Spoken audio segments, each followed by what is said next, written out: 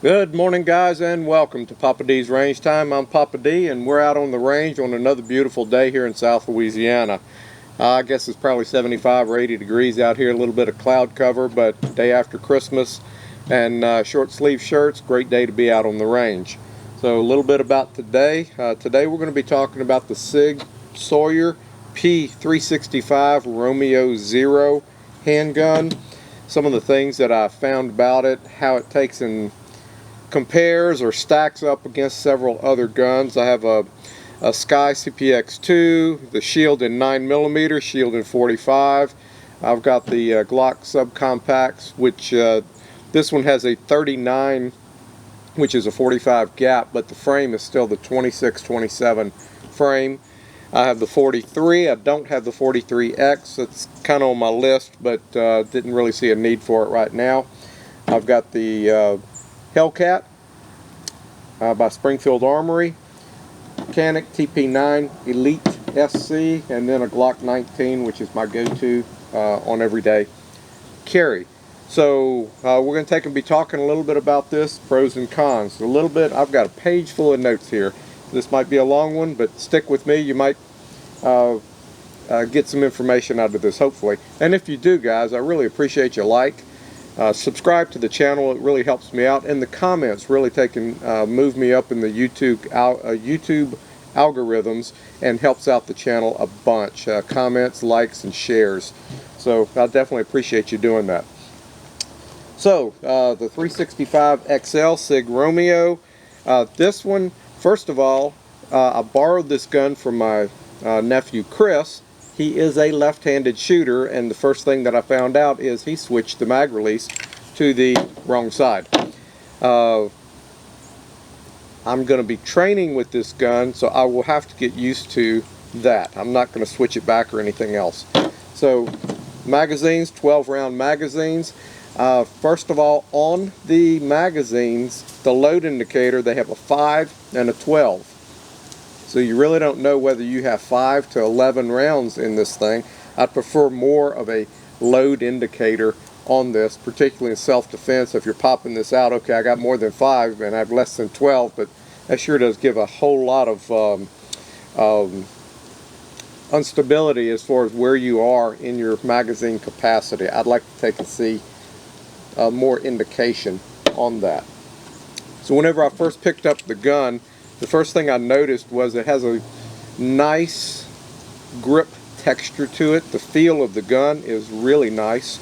The grip texture, I would compare it to the M&P Shield 45.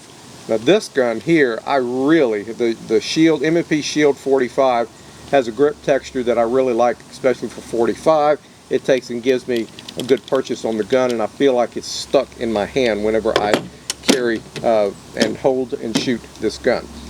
So the grip texture is there. Again, the mag release is on the wrong side.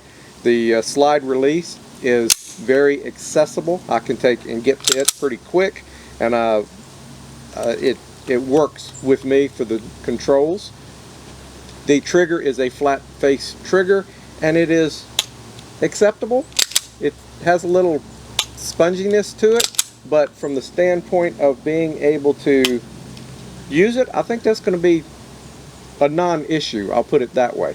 Another thing on this grip of this gun, whenever I picked it up and filled in the capacity where the energy leaks out from my support hand, I find that my thumb rests on the takedown lever, which is really nice. I kind of like the idea of being able to put my thumb on the takedown lever and give me a little bit extra support on the gun. I don't know how that's going to translate to shooting at this time, but I really like that there. I don't have that advantage on other guns, so that's a plus for me. This gun fits my hand fairly well. One of the things that I like about the Glock 19 that I have shot so much with is whenever it fits my hand, first of all, and the area here where my energy is leaking out on the gun, I can take and cant and fill that area up with my support hand. So I've got actually good contact with my support hand onto the Glock 19 because it takes and fits my hand. Every gun has to take and have, you're going to have a gun that fits your hand better than others, and the Glock 19 does that for me. And whenever I started working with the Canik TP9 Elite SC, I had the same feel. Again, I had enough of a purchase with my support hand on it to feel like I had a good control of the gun. So just a little heads up on the reason why I carried those two guns. The wider grip of the 45 in the shield does the same thing. So again, the energy leaks out here. I feel that, and it does real well. Whenever you're dealing with subcompact guns, let's see, I added a Hogue Precision grip. This is the Glock 43. I added the Hogue Precision grip to give me a little bit wider grip because it was hurting my hand. So the surgery that I had on my right hand in June and then left hand in August was causing me problems on the narrower guns, and the Hogue Precision grip helped me manage the recoil of this gun a little bit better with a little bit wider grip. Anyway, way off a subject. Getting back to the Sig Sawyer, the beaver tail. It's a wide beaver tail. I really like that. I can take and get a good purchase on it, and I feel like I'm not going to get slide bite on it. Again, I can take and put my support thumb on the takedown lever, and I really think that's going to be a benefit. Let's see, I've already talked, the mag release is switchable, which this one is switched onto the wrong side. Red Dot. So Sig Romeo Red Dot. It's a plastic housing red dot. I'm not sure how durable that is. If you've watched any of my videos, you'll notice that I will take and use the red dot to rack a slide. I am not ginger on my red dots. I take and use them, and I'll take and hook a belt loop and rack a slide. I'm not sure about the durability on this one long term. Who knows? Again, this is not my gun, so I don't want to take and abuse it in that way. Right now, the red dot on this one is extremely bright, and I'm going to see if I can take and get a picture with the second camera that I have set up, and I don't know if I'm going to be able to get that or not, but I'm going to try. Anyway, it's extremely bright, and I had to use a Q-tip to get to the red dot brightness control because my fingers don't fit down in there and I can't take and adjust it. And I used a Q-tip because the reviews on this is it's a plastic lens and it scratches really easy, so I don't want to scratch the lens of somebody else's gun. So I think there's better sights out there for a $200 sight. I would personally go with the Swamp Fox. This is the Sentinel that I have on the Canik, and it has served me well. It's a shake and awake. I've used the Vortex Venom for years on my Glock 19, but it not being a shake and awake, I have to remember in the mornings to turn the red dot on, turn it off at night, that way I can conserve battery. And I felt that I could upgrade. Now I think the HoloSun's 507K is probably going to be an excellent sight, but I have not spent the money on that in order to try that out. That may be on a bucket list down the road, but right now the Swamp Fox Liberty and Sentinel are serving my needs. The Romeo does fit extremely well to this gun. The Sig did do it really nicely, so the sides, it's really a nice uniform fit. I did take and measure this thing, so you will have to use a smaller red dot on this, but this one is 1.621, and fortunately the Swamp Fox Sentinel comes in at 1.610, and it will fit that particular gun. I did see a couple others that are made for it. Again, this is not all the details as far as all the options. It's just kind of where I'm at with this. So where does this gun fit in the line of concealed carry guns? The advantage of this is my pinky is on the gun, and I think any gun that is a subcompact, they're going to be snappier, they're lighter weight, they're going to have more muzzle flip. I'll take the HellCat for instance. So this HellCat, I put a Hogue grip on it also, trying to aid with the purchase of it. But this gun is extremely snappy. So whenever I'm shooting it, if I'm doing slow fire, I'm accurate with it now. But I've had to put a trigger kit in it in order to make it more of what I like, and I really hated putting that much money into a gun that is not my favorite gun. I do carry it now because I'm accurate, but my follow-up shots are in the 3/4 of a second range, so the snappiness of the gun is making me go up and then come back down, and it's taking me longer to get to my second shot with this gun. With the Glock 19, I'm at 1/4 second splits, and I can take and hold this gun on and get back on shots. I have a lot more rounds through this gun than with the HellCat. I'm somewhere probably 1,000, 1,200 rounds with the HellCat. I really don't keep round counts, but I know how many magazines I run through them generally, and which days I drill. So anyway, I'm anxious to see how the little bit longer slide with the 365XL works. I hear that it has a whole lot more recoil stability on it over the 365. I don't have a 365 regular, so I can't tell you one way or another. Now I can tell you other guns, the shield in 9mm is heavier, and I shoot the shield pretty well. The lower round count of the magazine is probably one of the drawbacks. If I can take and get almost the same size gun and get 5 more rounds, that would be the gun that I'm going to take and try and shoot. So the 365XL to the shield is really almost the same size. Again, I'm trying to get to the second camera here, and me and photography are fighting right now, but I'm trying my best to get the best views as possible. So the shield, great gun, a little bit heavier, fewer round count. Shield 45 only brought it out just because of the grip texture. The Glock 43, take the magazine out.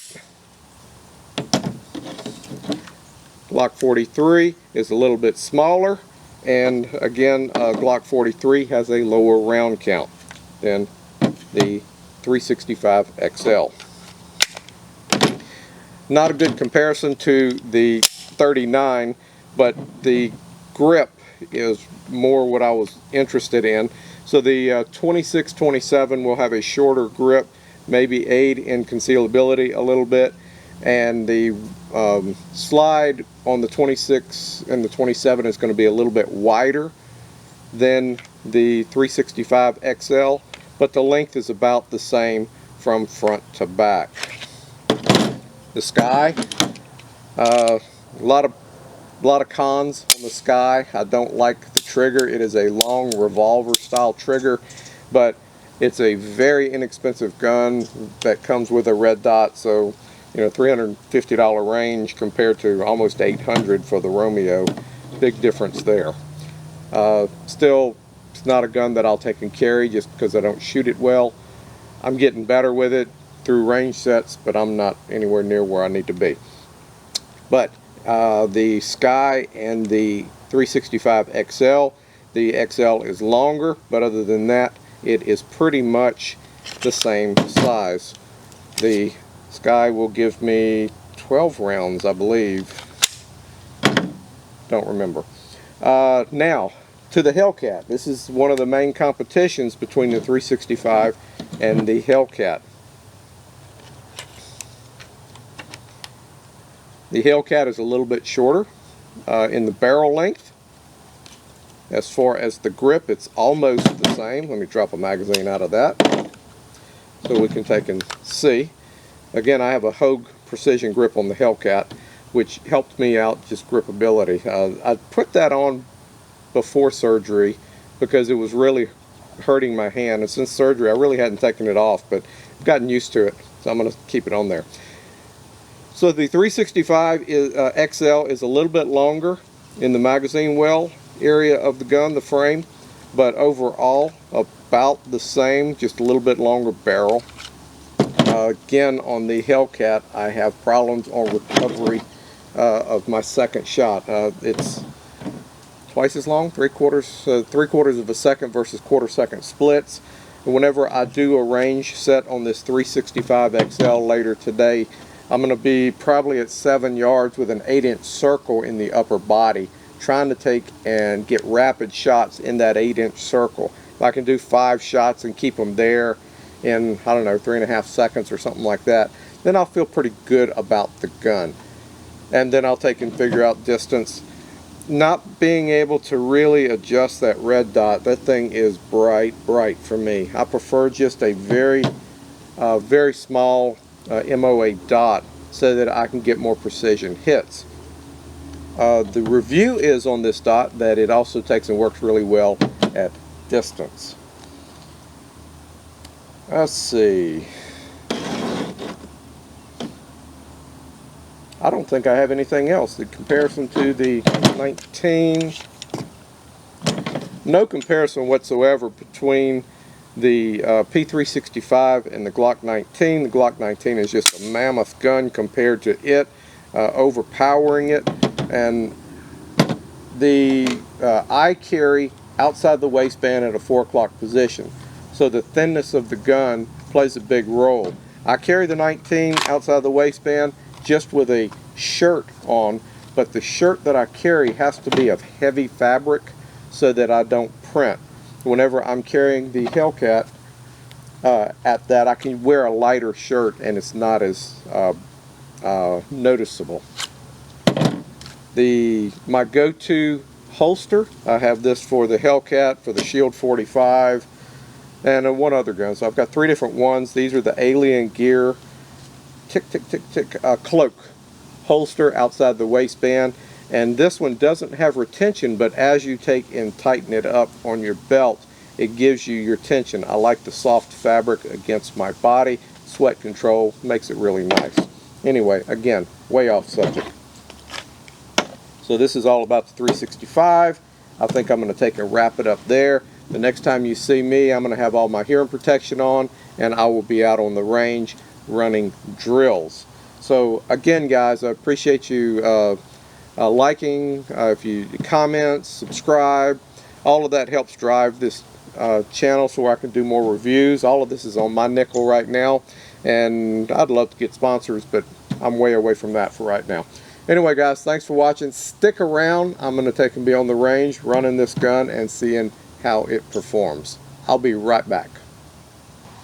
Alright guys, I'm back.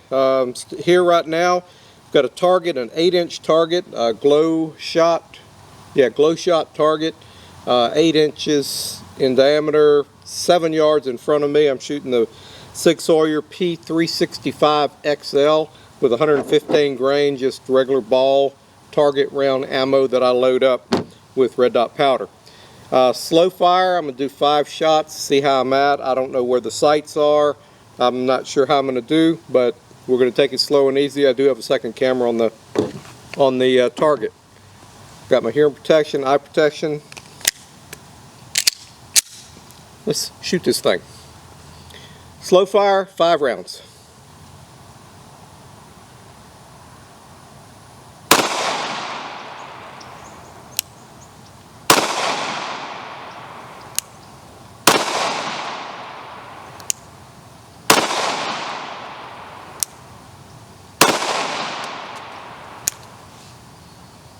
Five rounds. I'm going to leave the gun loaded. I'll take and keep my finger off of it. That worked out pretty well. I probably should have been a little bit tighter than that. I'm going to do 5 more rounds at a more of a pace and see if I can take and control the gun.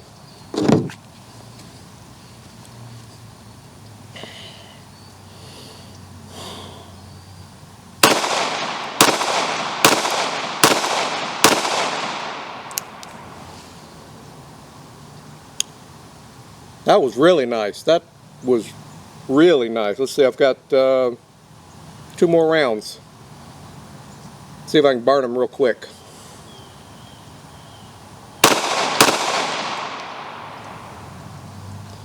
Second one was a little low, but that's okay. That's pretty acceptable. Wrong side for the mag release.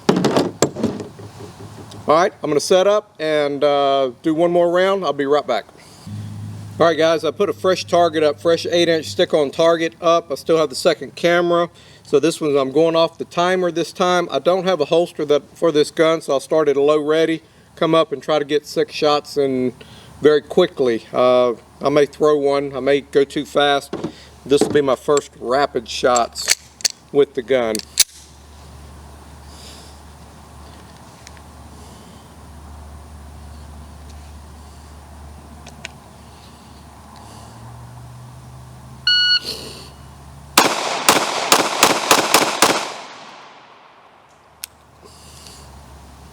All of them within the 8-inch circle.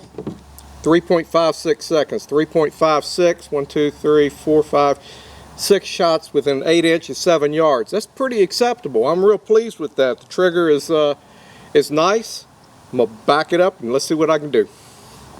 Alright guys, I got a fresh 8-inch target on it. I've backed it up to 15 yards. So I'm still at the same point, just backing the 8-inch. I'm going to take and try to shoot 6 shots as quickly as I can, keeping on target. I'm more interested in staying on target than I am in the speed, but the speed is part of it. Again, the 365XL off the timer. It's a big old red dot. I prefer a little bit smaller, but I like the gun.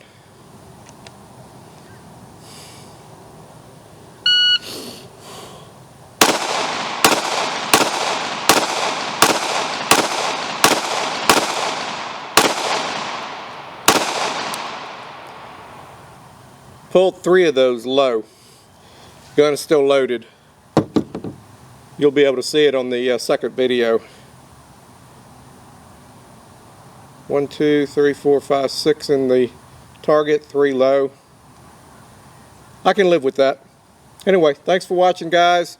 I'm going to wrap this up. This is just my thoughts on the P365XL by Sig. Appreciate you watching, liking, subscribing, and sharing. And if you have comments, I'd like to take and hear those too. So thanks again. I will see you down the road on the next video.